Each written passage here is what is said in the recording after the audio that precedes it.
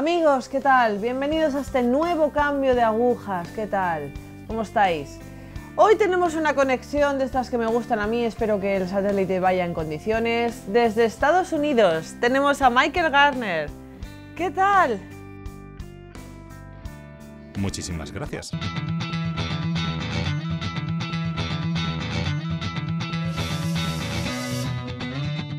Cuéntanos un poco de ti, Michael. ¿Estás casado? ¿Tienes hijos? Cuéntanos. Estoy casado, tengo 57 años y 3 hijas. Una es sierva del hogar de la madre, otra Laura está casada y ahora ha nacido la primera nieta, y Elizabeth, que acaba de terminar su máster y va a enseñar a tiempo completo en un colegio católico en Ohio. Yo todavía trabajo, aunque debería estar ya jubilado. ¿Puedes hablar un poco de tu niñez, de tu infancia, de tu familia en general? Yo crecí en un ambiente pagano. Todos somos paganos, por cierto. Aprendí eso en Tierra Santa. Pero bueno. Nací en Indiana, viví por un tiempo en Cleveland, pero sobre todo en Cincinnati, Ohio. Aquella región era como Irlanda del Norte, católicos contra protestantes. Había grupos que iban a colegios católicos y los demás íbamos a los públicos. ¿Eras anticatólico? No, pero algunos vecinos... Bueno, en ciertos puntos mis padres sí eran anticatólicos, o por lo menos yo tenía esa sensación de pequeño. Mis padres no eran especialmente religiosos, pero por alguna razón yo me sentía llamado a la iglesia metodista. Bueno, todas las iglesias protestantes son iguales. Ya lo explicaré después. En nuestro grupo de amigos era un grupo de los que se forman en los institutos. En mi grupo de amigos del instituto había unas gemelas y su padre era pastor en una iglesia metodista, así que formaron un grupo juvenil muy activo. Él era muy dinámico. Yo insistí a mis padres para que me llevaran y más tarde, cuando ya pude conducir, iba yo solo. No recuerdo a mis padres yendo a la iglesia, pero supongo que fueron. Mi padre tiene ahora 83 años y varias veces a la semana va a un grupo de estudios bíblicos. Parece que ha vuelto ahora a ello, pero de pequeño no recuerdo que haya hecho nada así. Entonces yo tenía que conseguir llegar a la iglesia. Íbamos al servicio religioso y después al grupo juvenil. Este grupo se reunía 1 o 2 veces a la semana. Esto era importante en mi vida. A ver, entonces ¿habías creído siempre en Dios, aunque de pequeño no practicabas, o simplemente era por moverte con estos amigos? No me acuerdo mucho de mi niñez, solo que en el instituto nos juntábamos más. Y la Biblia significaba mucho para nosotros. Ten en cuenta que es una iglesia metodista. Sí, prestaba atención durante las lecturas y las homilías. Ellos no dicen homilía, sino sermón. A lo mejor solo era porque conocía al pastor, pero de todas maneras siempre estaba atento y quería aprender. Antes de eso, no estoy seguro, ni me acuerdo. Pero sí que en el instituto empecé a vivir de alguna manera la fe. Vale, entonces, ¿acogías esa fe como algo tuyo o simplemente era por amistad? Lo tenía como algo mío. Vale. Sí. Hacíamos actividades apostólicas. Había una radio a la que íbamos los domingos para hablar de nuestra fe. Unos cuantos nos ofrecimos para hacerlo e íbamos a la radio para hablar de nuestra fe. Así que era algo mío, no fue solo por mis amigos. Vale. ¿Esa fe que tenías como metodista te ayudaba a tomar decisiones en tu vida? Quiero decir, ¿influía en ti? ¿Influía en tu manera de ver la vida? ¿Tu manera de actuar? Yo creo que no, porque era el mayor de una familia bastante numerosa, entonces sabía que tenía que estudiar. Y estaba trabajando constantemente. De hecho, creo que estaba más centrado en ganar dinero para pagar la universidad que en la fe. Durante la universidad había veranos en los que trabajaba de 100 a 110 horas por semana. Trabajaba los fines de semana, fiestas, cocinaba en un restaurante. Trabajaba cuando había que trabajar y no pensaba mucho en la Pascua, en la Navidad, porque, sinceramente, solo quería conseguir dinero para pagar la universidad. Así de sencillo. Después del instituto ya no recuerdo haber ido a la iglesia. Ganaba dinero y estudiaba. Ya. ¿Cómo te interesaste por la Iglesia Católica? ¿Cómo fue ese punto? Pues es interesante. El primer año había un chico que se llamaba Al Meluski, que vivía en el mismo piso que yo. Y Al Era un católico muy ferviente, rezaba el rosario todos los días, iba a misa los fines de semana y a veces entre semana. Era un chico muy disciplinado. Al final estudió odontología en el estado de Ohio y ahora tiene su propia consulta dental. Yo lo que recuerdo y admiraba es su lealtad, su fe, su disciplina. A veces no salía por la noche porque tenía que estudiar. Vamos a ver, era un chico divertido, jugábamos al baloncesto, hacíamos cosas, pero él tenía su horario. Rezaba por las mañanas, rezaba por la tarde, iba a misa y yo decía, qué curioso. Él era como un ejemplo para ti. Sí, y más tarde he ido reflexionando sobre todo ello. Pero en ese momento sí que le admiraba, no me burlaba de él. Algunos decían, ¿qué pasa con ese chico? Es curioso. Hablábamos, pero no profundicé mucho en la fe, porque realmente no tenía tiempo. Estudiaba a tiempo completo y trabajaba a tiempo completo. En la universidad trabajaba de 40 a 50 horas por semana, fines de semana incluidos, viernes, sábados, domingos, para ganar suficiente dinero y poder seguir estudiando. Yo era muy disciplinado y estaba empeñado en hacer lo que yo tenía que hacer. En nuestras conversaciones, él era un modelo para mí. Michael, ¿cómo conociste a tu mujer? Yo trabajaba como cocinero en un restaurante y ella era la camarera. Nos conocimos un verano. Salimos unas cuantas veces y así comenzamos. Vale. ¿En qué iglesia, ¿en qué confesión nos casasteis? Nos casamos en una iglesia presbiteriana. No sé exactamente por qué. Porque creo que sus padres no eran especialmente fuertes en cuanto a religión. Quizás era la más cercana a su casa, realmente no me acuerdo por qué, pero sí que fue la iglesia presbiteriana. Hace 29 años, por cierto. Eso es mucho tiempo. Has comentado antes que tenías 3 hijos. ¿En qué confesión los educaste? ¿Metodista, presbiteriana? Nos casamos en la iglesia presbiteriana y después, por alguna razón, nos acercamos más hacia ella. Había una en la zona en la que nacieron las niñas en Westerville y todas fueron bautizadas en la iglesia presbiteriana. El pastor que había era muy dinámico, tenía mucho carisma y sus homilías, sus sermones eran muy impactantes. Por otro lado, a mí siempre me ha encantado el trabajo con los pobres y los vagabundos. Allí tenían un buen programa de ayuda a los pobres, por lo que yo me fui convirtiendo en un miembro cada vez más participativo de la iglesia presbiteriana. A ver, ¿sentías, por ejemplo, que faltaba algo en esa iglesia presbiteriana? ¿Que necesitabas algo más? ¿Que tu fe te pedía algo más? En ese momento no. Íbamos a la iglesia los domingos, generalmente en familia, aunque hubo veces cuando las niñas eran un poco más mayores en que iba yo solo con ellas. A veces venía mi esposa, a veces no. No recuerdo exactamente por qué. La tendencia era ir a la iglesia presbiteriana. Como yo he tenido siempre esa pasión por ayudar a los demás, participaba de ello los domingos. Eso me parecía suficiente porque entre semana trabajaba con 3 hijas, estaba muy ocupado. Así que en ese momento no percibía que me faltara algo. Ya. Bueno, pues si es así, ¿cómo descubriste la fe católica? ¿Cómo fue naciendo esa fe en ti? Porque mi esposa se convirtió. Eso fue el principio. Ella estaba haciendo novenas de 54 días y puso a las niñas a rezar. Fueron muchas cosas. ¿Y qué pensaste cuando ella te dijo que se iba a convertir? Genial, pero yo no. Vale. Yo estaba contento en la iglesia presbiteriana. Tú puedes ir a la iglesia católica y yo a la presbiteriana. Sinceramente, no me preocupo. Vale, ¿qué pasó? ¿Qué pasó entonces? ¿Qué te hizo convertirte? Creo que fueron todas esas novenas de 54 días. Solo sé que al final toda la familia estaba rezando por mi conversión. Yo pensaba que estaba muy bien en la iglesia presbiteriana. Pero en un cierto momento decidí ir a la catequesis de adultos, solo por aprender. Ella ya era católica. Se había colado en las catequesis justo antes de la Pascua. En realidad no había hecho todo el programa catequético porque en principio es desde septiembre hasta la Pascua. Y ella creo que lo hizo desde febrero hasta la Pascua. Entonces yo pensé, ¿por qué no voy y aprendo sobre la fe católica? Daño no me va a hacer. Ella necesitaba hacer el programa entero, aunque se había convertido ya. Y fue por eso por lo que empezó nuestro camino.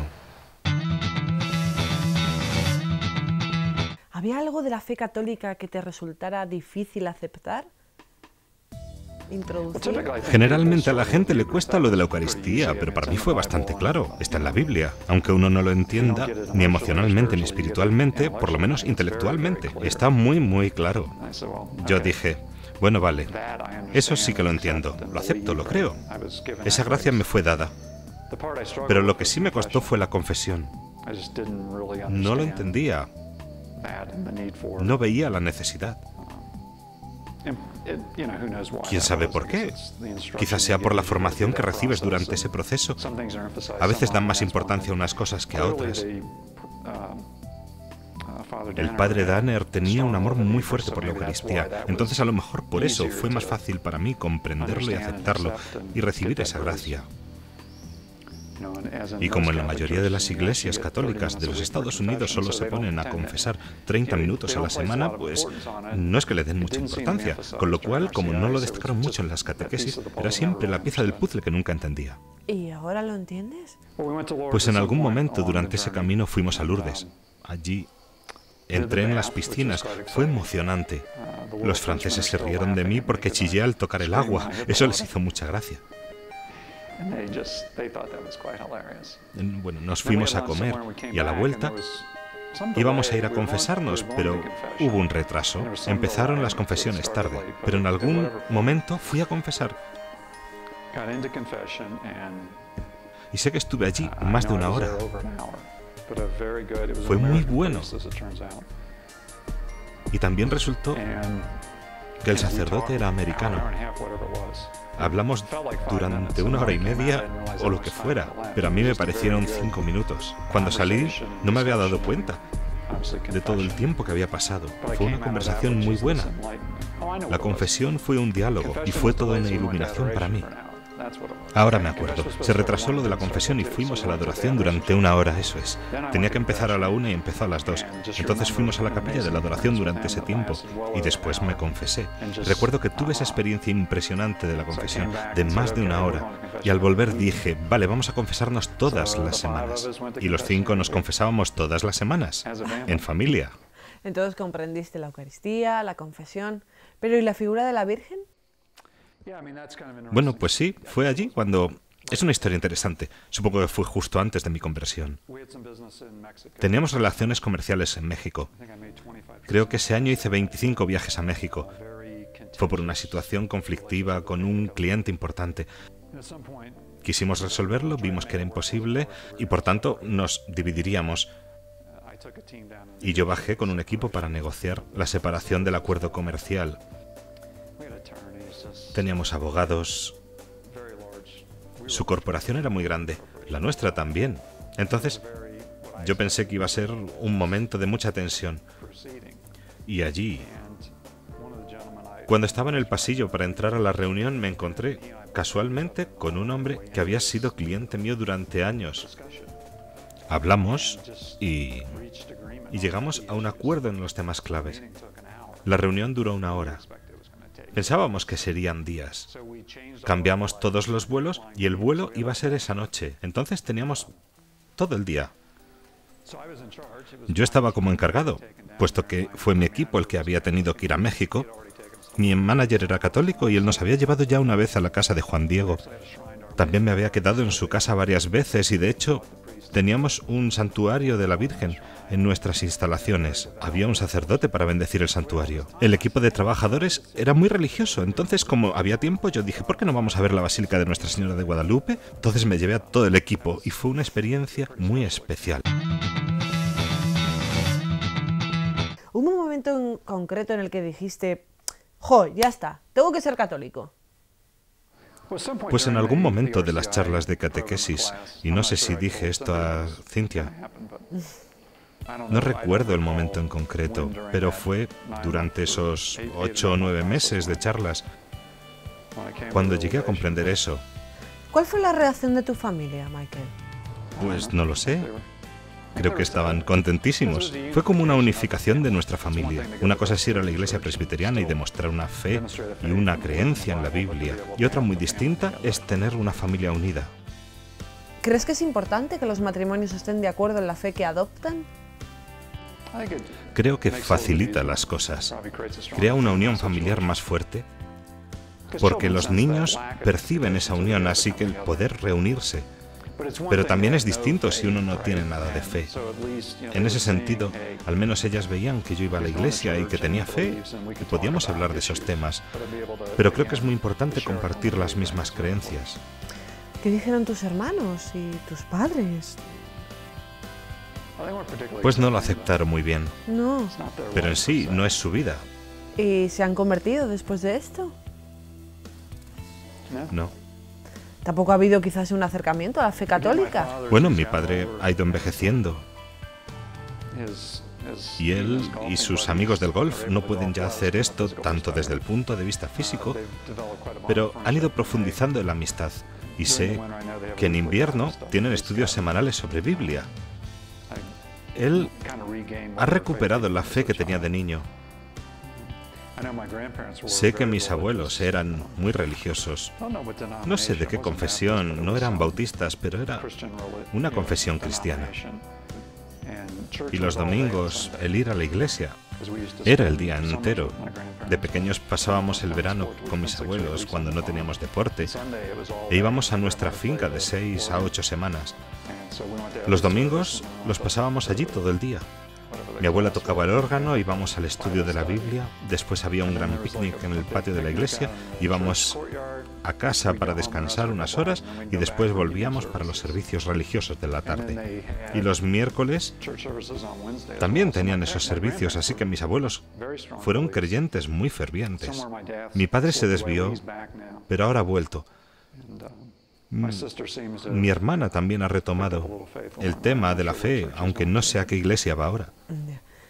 Antes dijiste que da igual a qué iglesia protestante vayas.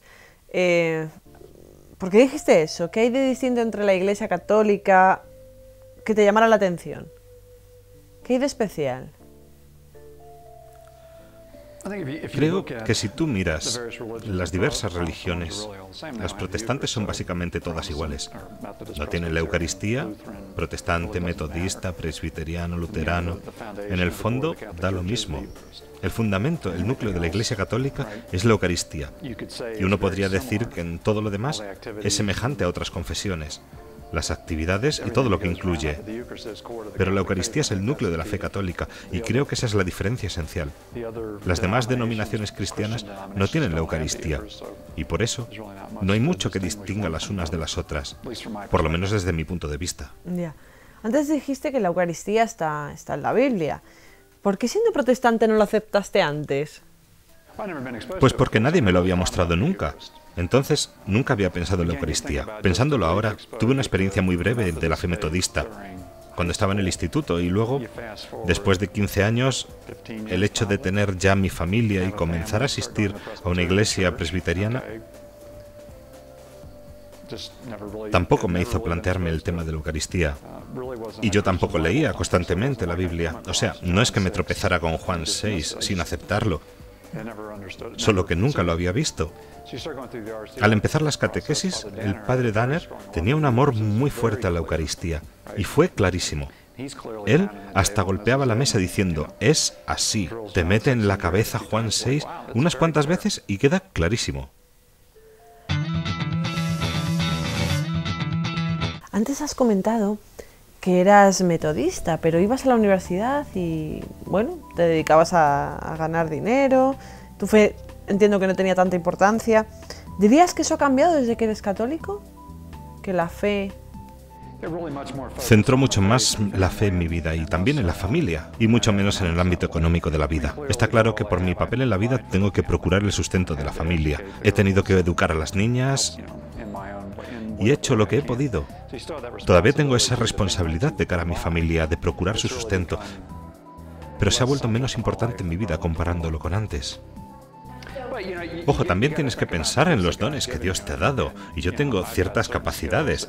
En el periodo de tiempo en el que trabajo, tengo que dedicarme a eso y ser competente para la compañía, porque estoy llamado a hacerlo. Tienes que contribuir. Tengas la vocación que tengas, hay que realizarla lo mejor que puedas según tus habilidades, con todo tu esfuerzo. Esto está claro. Está claro que primero van tu fe y tu familia. Pero mientras trabajes, tienes que centrarte y esforzarte para poder procurar el sustento de la familia. ¿Puedes contar un poco qué haces?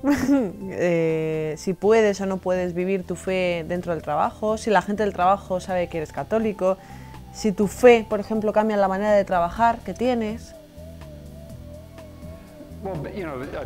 He trabajado en la logística de gestión para una cadena de abastos toda mi vida. Creo que en general el negocio sufre por causa de la ética. Claramente, existe un centrarse en ganar dinero. La competitividad, particularmente en Estados Unidos, es lo principal ante todo. Tenemos que ser los primeros, tenemos que ser el número uno. Los más grandes, los mejores, te presionan para aprovecharte de los demás, tanto de los individuos como de otras empresas, de los clientes.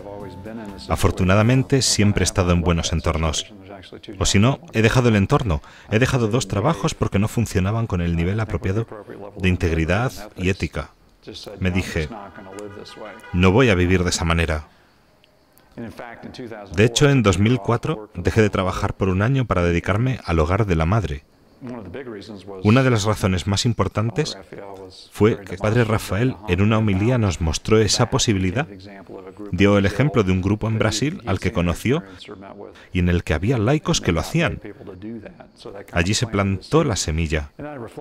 Reflexioné sobre la situación en la que estaba y estaba claro que en esa compañía no trataba a la gente de manera correcta. Y me dije, yo no debo estar en esa situación. Y lo dejé. Tardé meses en dejarlo porque no querían que me fuera por la labor que realizaba. Pero así es la vida. Durante un año trabajé junto al Padre Rafael y el Padre Félix, pero los negocios son un reto. Hay países como Rusia, por ejemplo, en los que no hacemos negocio porque sabemos que habrá sobornos, por ejemplo. Y afortunadamente mi compañía no trabaja así. Desde el nivel más alto damos ejemplo y tratamos a la gente correctamente, con respeto, con integridad. Hay que tomar decisiones difíciles.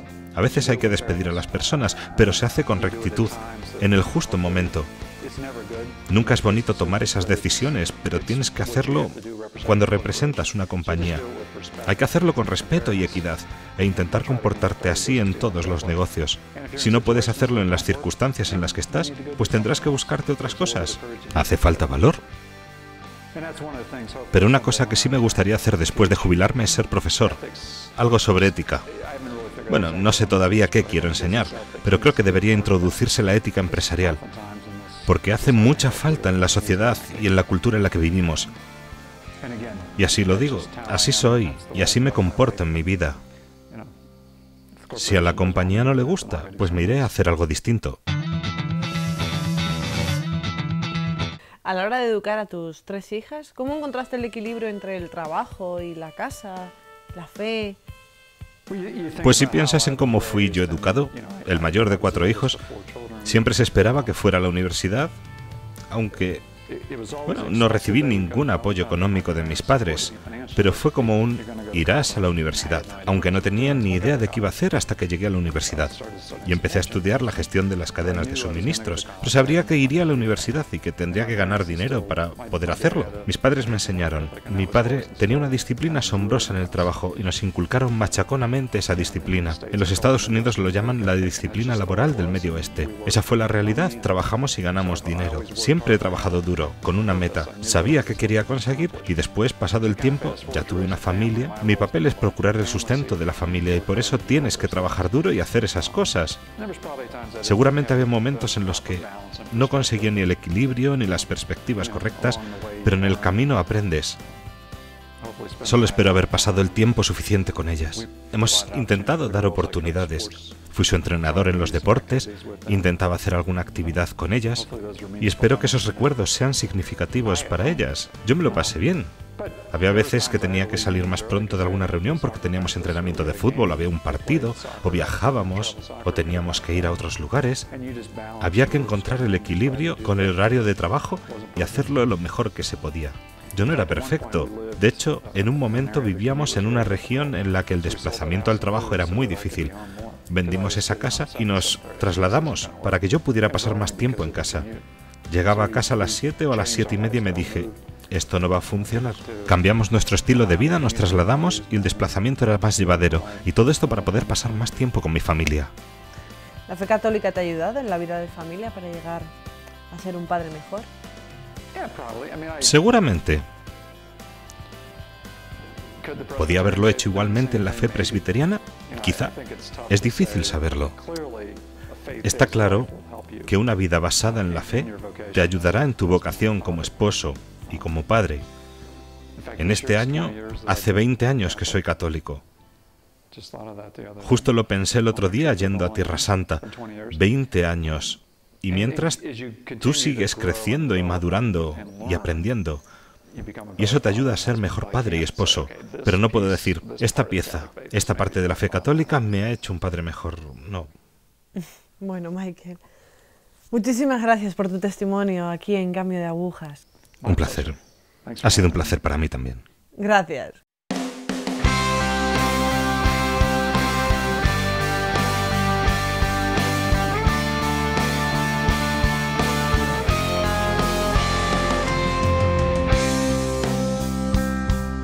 Amigos, familia, qué gusto tener a Michael hoy con nosotros. Bueno, es el ejemplo de una familia católica con sus dificultades, el tema del trabajo, conciliar la vida laboral con la vida familiar. Pero bueno, si Dios está ahí detrás, se puede hacer más fácilmente, no lo olvidéis. Gracias por estar ahí, gracias.